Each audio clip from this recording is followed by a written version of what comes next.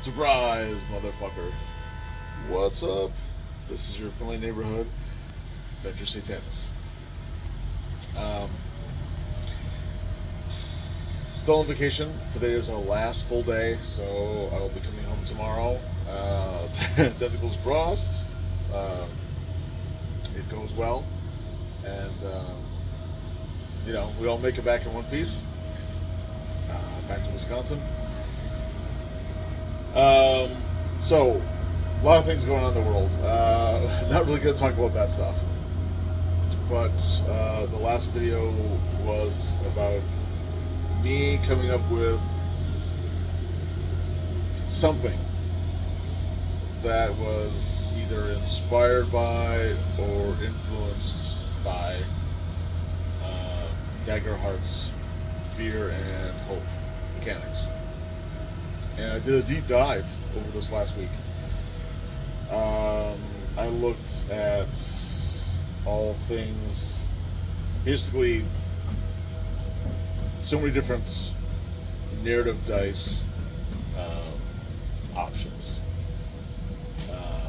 Everything from Genesys, which is like a Star Wars RPG spin-off, to people talking about, of course, Powered by the Apocalypse and Blades in the Dark and things like that, and just different ways that people have used narrative dice, and people arguing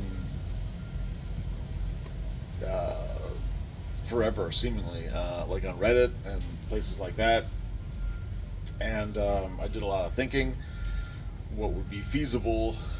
What would be easy and expedient? What would be fun?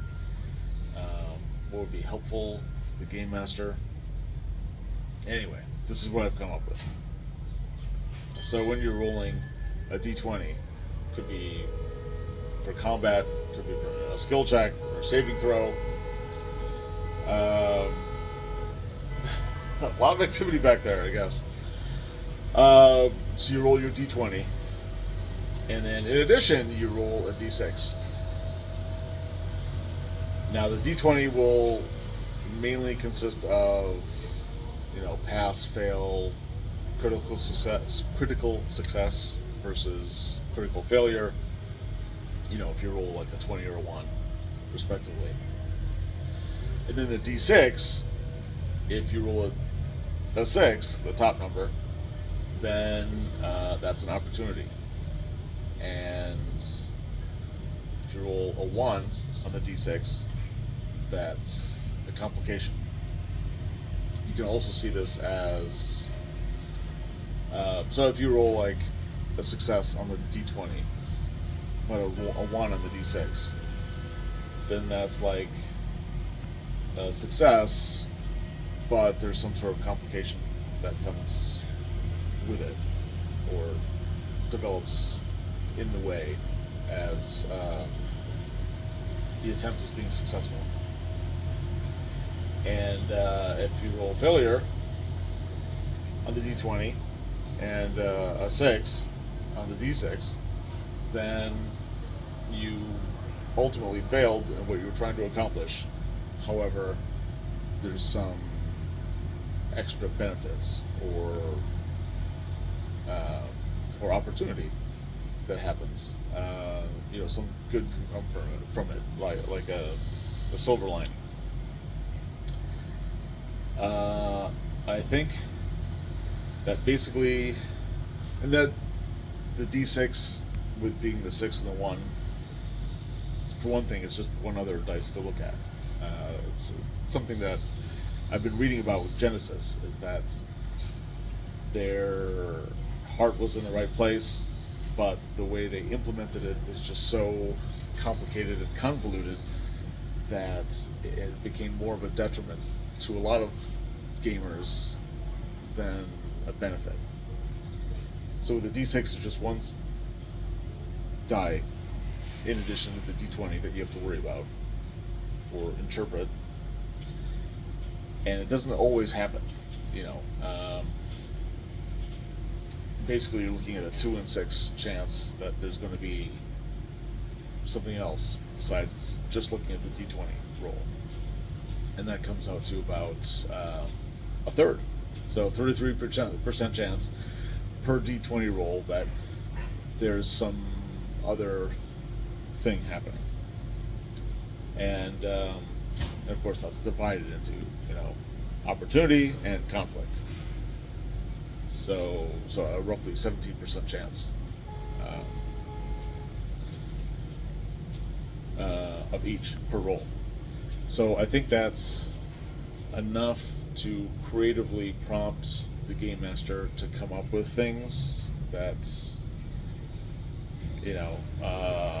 have to do with whatever's going on at the moment in that environment with those characters in that scenario, while not bogging the game master down with like constantly every single roll trying to come up with something. So I think it happens just often enough where it's going to be, I hope, extremely useful to the game master without being too much or too little.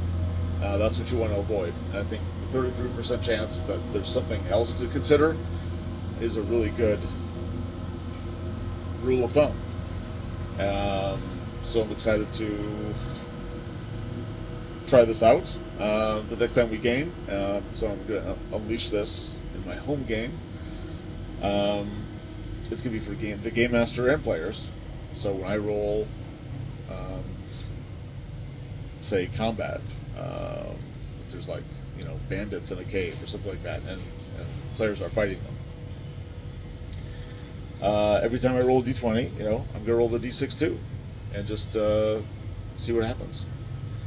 And like I said, just the players will also do that, and we'll see how it works. I think it's, like I said, it's simple and easy enough where it won't detract from the game, but I think it's useful enough where it will add that little extra something, tactically, strategically, or narratively, and that's kind of the sweet spot I was going after. I had a lot of different ideas that I wrote down, and theories and concepts, but at the end of the day, this was the most simple and straightforward, and I think that's usually the best when you're coming up with game mechanics.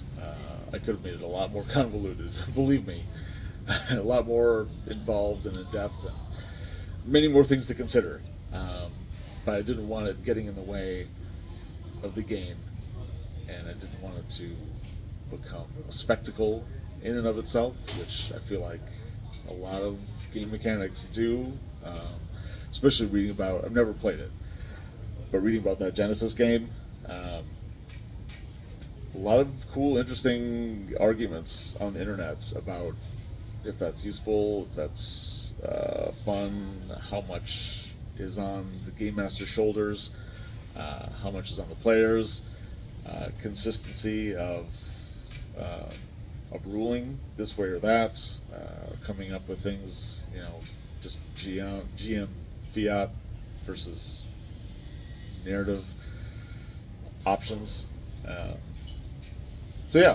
Just roll the d6 with the d20. If it's a 1, then there's a complication on the d6, and if there's a 6, there's an opportunity. Otherwise, the d20 acts as it should, as usual. That's it. Thanks. I will try to message people and get in contact.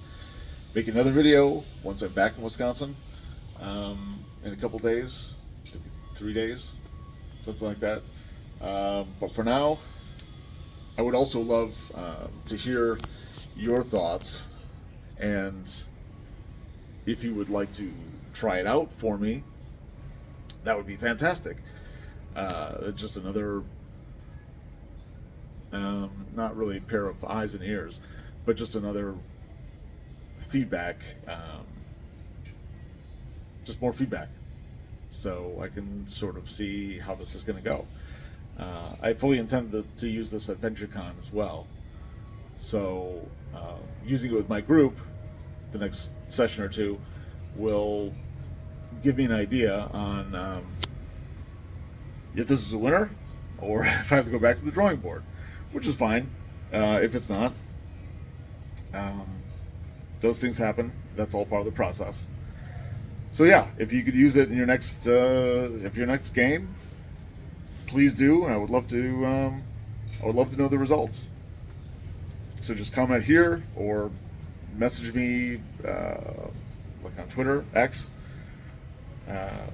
or email. I won't check my email until I'm back in Wisconsin. But yeah, okay. Thanks. Got my Figment shirt on. Got this gorgeous but already getting hot Orlando weather, and I'm anxious to get back home.